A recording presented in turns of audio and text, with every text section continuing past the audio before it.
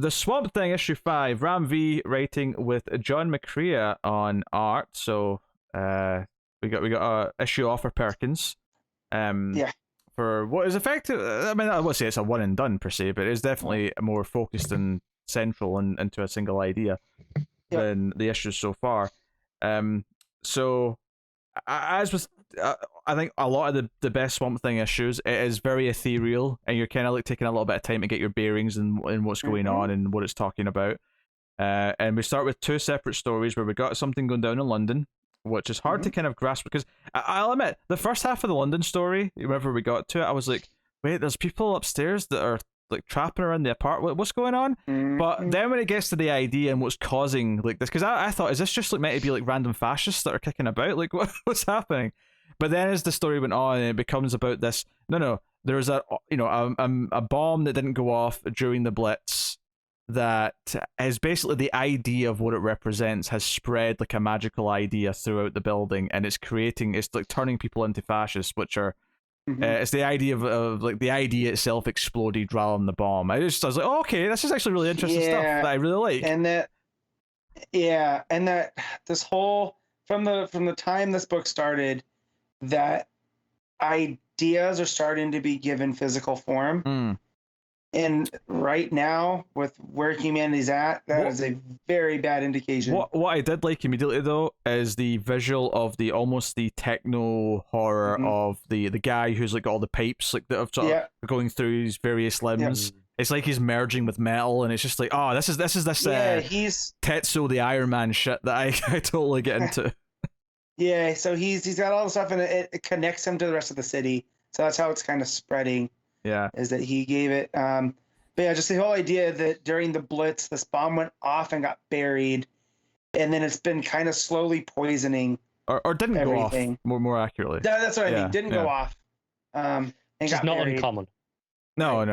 They couldn't build bombs properly. Some of them just sit there. The amount of, I mean, even in my hometown, as I was growing up, so a long time after the war, it was still like every other month there'd be someone found a bomb in the garden. Bomb squatter on it. Jeez. Because where I grew up was I grew up in Coventry, which was a large target because it was a source of munitions factories. I had like multiple munitions factories, so it was bombed a lot. Yeah, makes sense. So there were tons of just someone found one in the back garden again. There's a lot of things it's really common. There's a lot of things I love about it as well, because it talks about all these lines underneath, and obviously it's referring to the pipe system which connects this guy to the rest of the city once he's been entangled up in them, right? But the idea, the reason why this has happened from the bomb is because it's also talking about these lines as if they're fault lines in magic, where ley lines, or maybe not even magic's maybe not the right term, but like of the energy, and because that's like bled into the bomb and that's making the bomb spread its influence. So the idea that we have fault, kind of like how we have fault lines for earthquakes, we have fault lines for energy and magical energy that are right. Like, ley lines are pretty old ideas. Yeah. Right. So I thought that was really cool, and the way it blends into this stuff, and the idea that human ideas are infecting the natural order of things, and it's these human ideas of fascism and the war and all that is bled into it, and it's may having a negative impact on it rather than the other way around, like we normally think of it as. And it's kind of like these old ideas have a way of festering and becoming something worse. And that's something. It's a good metaphor as well, if nothing else. No, it is, because when you start looking into history and you start looking at stuff isn't that different, like the technology's different, but human attitudes seem to go the same way about stuff, and that of course these older ideas have a way of keep popping up. Yeah, I think what's so impressive is that we've been sitting talking about this core idea of the book, which I think makes it kind of great, and we've not even either talked about Swamp Thing himself yet, or the fact that Constantine's in this issue. Like the idea itself is so strong and interesting that we could sit and talk about that probably for another 10 minutes without even getting to those two characters. And like Constantine shows up on like the 3rd page, maybe the 4th page, something like that. It's early on in the issue. He's like co-guest star in this issue. Yeah. And Levi's, he feels like embarrassed. I mean, that's maybe too late a word, but the idea that Jennifer will find out that he's the monster that she's been dreaming of after getting out of the green. Like he wants to leave, but he gets pulled to London because of what's happening. He transforms and gets pulled there. So the stories kind of intersect like halfway through, because at first Swamp Thing's side feels fairly disconnected. Because even though we find this man with all the pipes in him, we don't necessarily know that's the guy that's missing from this woman's life yet. No, right? You know, that's you don't know that's Nigel. So Constantine finds this girl who I thought was somebody, but they just looked her up, and this is the first. Appearance. I assumed it was a character that maybe popped up before that I just didn't know, but fair enough. but it seems like she tried to study under Constantine and realized that he's probably not the best teacher because he's a scumbag. So she went her own way, but she has a little bit of training, right? Because she talks about this powder that she has, but she was able to conjure Constantine there, in like her moments, because doesn't it look like she's getting ready to off herself before he shows up, or is that part of the? I think that's how she's summoning him. It's the ritual, yeah. Well, because just the way that says she promised herself she wouldn't do this, not after how they left things, but she has no choice now. So just from the beginning, it felt like okay, but no, it's definitely she's doing the summoning spell. Yeah, I think she's got a palm, not a wrist. Right. Yeah. Gotcha. It's just because I happened to be on the page that full page spread basically of Swamp Thing looking bombs. at Nigel and the. And all the pipes, and I love that the thickest pipe's the one going right into his crotch as well, just to add to the horror of the whole thing. But it's because obviously Perkins is perfect on this book, but I do think the artist on this here, McCrea, I think he's actually a really good fill-in artist for this, because I love it for this issue. Yeah. You know, really dark and scratchy, and dingy. It really suits the London aesthetic that this is going for. Yeah, it's going for that kind of almost dystopian London as well, because you see the halls of the building, and it's just like graffiti and the barrels with fire, which somehow dystopias always have. But yeah, it's super super dark and nasty. I mean, Constantine scares off the thugs for a bit. But they define Swamp Thing, that the stories intersect. You realize this is in the basement of this building, and.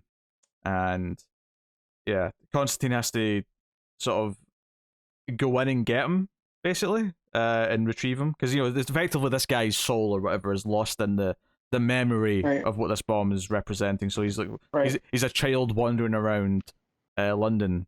It's not even the Blitz, and it's not even real London. It's more like a fictitious version of as if it was just completely destroyed in the Blitz. It's an idea of what London might have been at the time. So. It reminded me of that scene with all the planes flying over and stuff. It reminded me of the scene in 1917, and I know they weren't in London, but where it's all lit by the flamethrowers and the fires that are raging through that town. Oh, that's a good scene. And it looks like hell. Yeah, and I was getting that vibe. Actually, here, just to go in that idea of what what the bomb represents. That's what he's seeing. I mean, I would maybe even spin that to it's what the people who sent it hoped. Yeah, the bomb this is right. Well, and that's their idea. Well, and that's the thing with bombings, right, especially during World War II, is you're trying to beat somebody into submission, right? So it's relentless, and it's more the idea that the bombs are coming versus what they're actually doing. Which they're blowing people up, and that's it. But it's the fact here comes another wave, and it's I remember the fear, the disruption to the life. Yeah, that's where the whole keep calm and carry on comes from, right? Yeah. As along those lines. But I remember reading a book by Malcolm Gladwell that talks about it kind of backfired on Germany that way, that it made a more resilient Britain, because you had places where the bombs didn't go off as much. So clearly, your hometown, Connor, that you had a lot of these near misses, and it made for a stronger person because they're like, oh, that's all you got. And so it was able to, to bring things home better, and that it didn't work out. But in a lot of places that the opposite happened, like just the total devastation, and clearly that's here with London, right? London was a big target as well. Constantine obviously gets Nigel out of the thing. Swamp Thing takes the bomb itself to, and he wants to take it to a place that's suitable to let it go, so he takes it to a concentration camp, like the former concentration camp, and I don't even know if he's meaning to blow it up. That maybe just be an accident that it goes when he's burying it. But It does blow up. We get that glorious full page of like all of his green being kind of splatted back the way in the blast. But because I was thinking actually as he was like going somewhere, I was like, where's he taking it? Like, where do you take a bomb like this? And it felt kind of fitting that he took it to like somewhere else where the IDs are so awful that it won't like affect it really. So I just pulled up this place, right? And it's coming from a National Geographic, but it says forgotten Nazi concentration camp in England revealed by archaeologists. Oh, so it's on British soil. Oh, I did not know that. Yeah, it's on one of the Channel Islands. So I'm sure you guys know more where those are. I'm sure that's in between in the channel. As the name suggests. But this was right. Well, this was found last year. Oh, okay. Oh. This is a recent discovery. Yeah, at the end of the war, Camp Silt and other small Germany camps on Alderney Island were dismantled and slowly faded into the landscape. Now our British team has reconstructed and tracked down how it grew over its short but brutal history. So I mean, props to Ram V for working that in there. Now you've said that, because on this like plaque that's here in this panel, I did think that 400 sounded like a low number for people who died at a concentration camp, but it makes sense if it was just one on an island that was that far away from. I guess the only weird thing then is that plaque is like 2008, right? Right. Yes. So, but maybe they knew it was there, but they didn't find the bigger remains of it. Then just 75 years ago, it was feared heavily guarded German prison where hundreds of men suffered and died.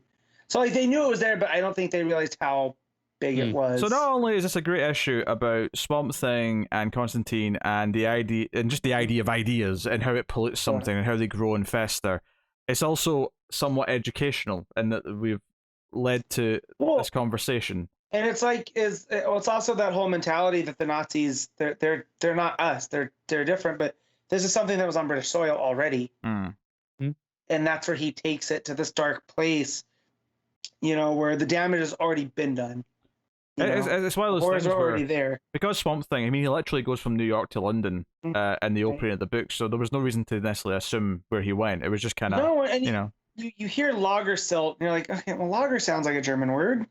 Yeah, it does say Alderney, but I didn't know where that was just by the name. Yeah, well, Alderney also sounds like that could be anywhere in mainland Europe too. It literally says, he resurfaces on the desolate edge of a distant island, and that's what it says, Alderney.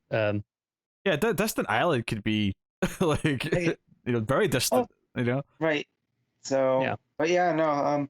I didn't love the art as much as you two did. Like, I think it's fine, but we're also spoiled by Perkins. So, but the horrific, more of the horrific stuff. I feel like his Constantine's a little bit too cartoony, in times compared to the rest of the characters. Like, but I guess he stands out because compared to Sierra.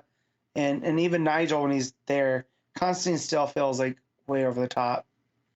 I guess he's meant to be larger than life compared to the other humans. Which I love, except for the panel where he's stood next to Swamp Thing and he's looking up at him, and he's like looks tiny in comparison.